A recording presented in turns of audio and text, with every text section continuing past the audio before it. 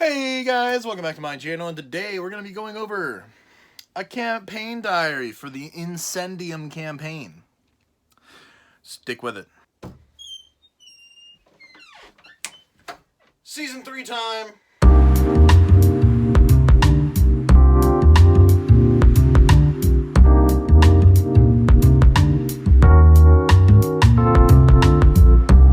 So guys, this is where I had the three players, Dustin, Noah, Todd.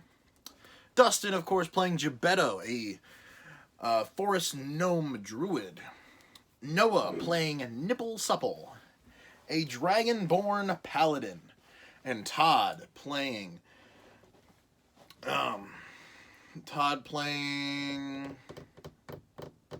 Theon the Goliath paladin. So we had the three of them in this adventure, and they wrote their backstory of them meeting up in the town. They ended up, story started in them all being in the town of Brinton, or Brintine. I call it Brintine, some people call it Brinton. It's all whatever they want. The party, they're walking through, and they notice that they're walking through the town, they're walking around, going in some shops, some other things, and they notice that there's a house that's like all... It looks different. It's something of interest to them. So they walk in, and important background information you need to know. Theon and Nipple Supple met each other when they were... met each other. Theon was in exile from the tribe of Goliaths, living in Okta, faraway land from Wagorley. And he was in exile. And Nipple Supple lived in Marexa, which is a neighboring country to Wagorley, and went to Wagorley because he was a green dragon, which comes from Marexa, and he was in Wagorley because he worshipped the god of wisdom, Hage, which is the prominent god of Wagorley. So he went into Wagorley, and basically, doing a little pilgrimage, met Theon, and the two of them became buddy-buddy. They all then went to...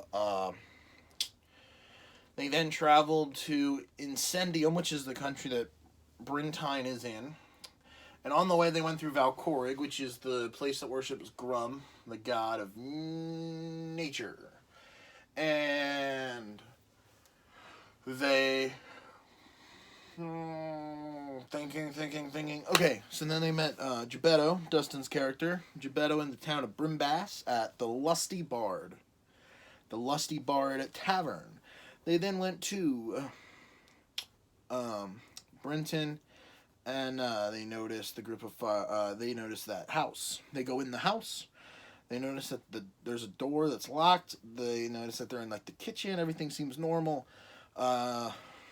Nipple Supple just barges through the door and notices 5 cultists stealing something from a man. And notice 5 cultists stealing something from this dude. The dude is like tied up. They kill the cultists. The NPC gives them 5 gold pieces and tells them that they need to get back his scroll, and they will get more money from him. If they don't, it would be dire. The dire consequences would happen.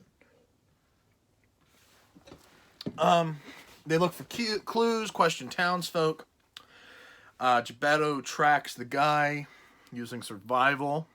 Tracks him pretty well. They manage to see that the scrolls go into the sewer. They notice that there's a passageway in the sewers. Well, they're going through the sewer, and basically I tell them that it looks like it keeps going on forever until they get closer, and then all of a sudden you notice that there's like a archway that you can go through. They go through, and when they do, as they go through, they have to make dex saves because it's like a hard, slippery slope. There's plenty of traps with multiple pit traps with swarms of rats in them. Basically, they go down, blah, blah, blah, blah, blah. They then fight off a cultist that I buffed. I gave him magic some magic abilities.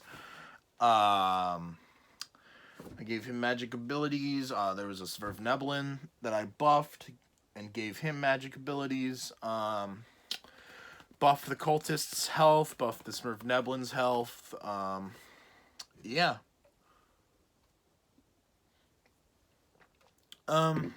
Basically, they kill him. They get the scroll. Dustin's the only one that can read the scroll because, of course, it's in Druidic on a wooden capsule.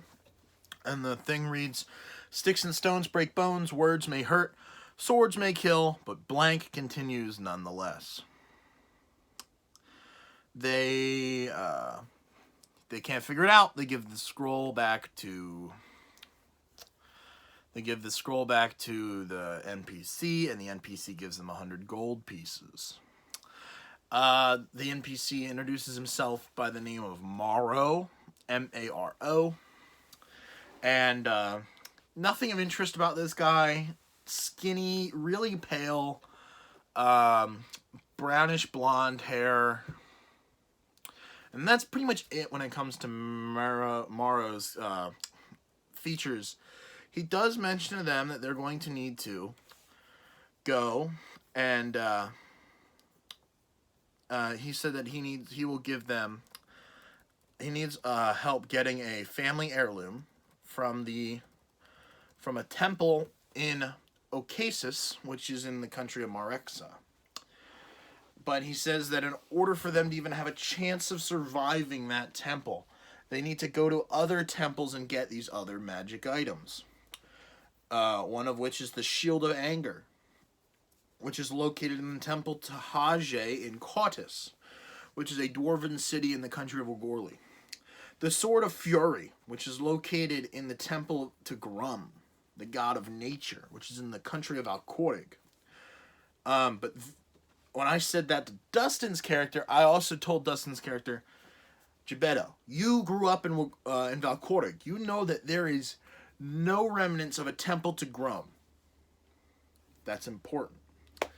They also hear about this toasted, studded leather armor, which is located in the temple of Ignis in Brentine, Incendium, which is the town that they are in.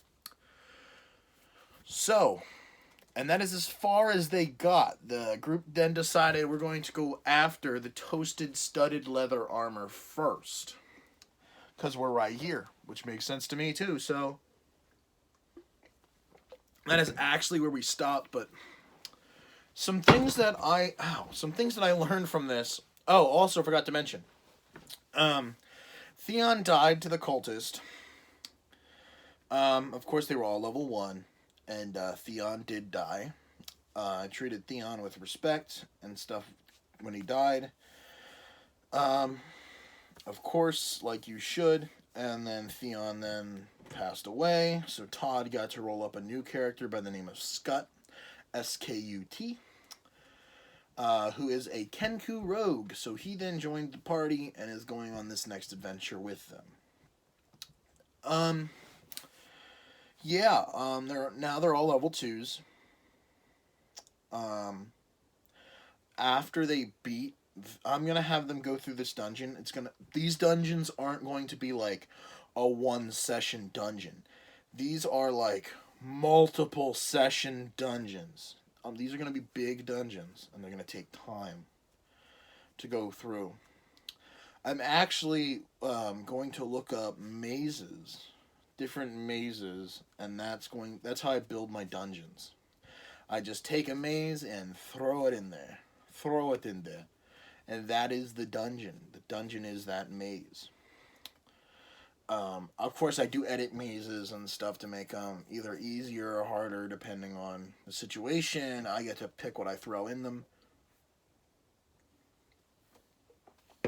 In fact, you'll see that in the next D&D video of Season 3. It's a one-shot, and it's Dungeon of the White Dragon. So, it's a lot of fun stuff going on in this. And I'm really curious to see what happens. Of course, the group doesn't know, but the toasted studded leather armor is a +1 studded leather armor that gives the character that wears it fire resistance, which is huge because fire resistance is one of the most common damage types in Dungeons and Dragons. Besides, of course, piercing, slashing, and bludgeoning. But other than that, you're thinking fire is another common one. Necrotic is another one, very common one. But of course, I need to figure out what am I going to have at the end of the dungeon and all that other fun stuff. Who's going to be the big baddie that they have to fight and kill? Thought about making an evocation wizard, like a level 3 or 4 evocation wizard as their big baddie. It's all up in the air, But we'll see what happens. And that's pretty much it for this, guys. I'm not going to give away what the Shield of Anger is and the Sword of Fury, because if I don't know, how fast they're going to get through these dungeons, of course, because, they haven't actually done them yet. But I feel totally confident telling you that it's toasted studded leather armor, because I'm going to make this dungeon probably the easiest out of the 3. Honestly. Because, it's, that, and they're only level 2, so I can't put, a butt ton of traps, or else they're going to die. But they're going to go in, they're going to fight, do their thing, and we'll see what happens. So, thank you guys so much for watching, and I will see you in the next one.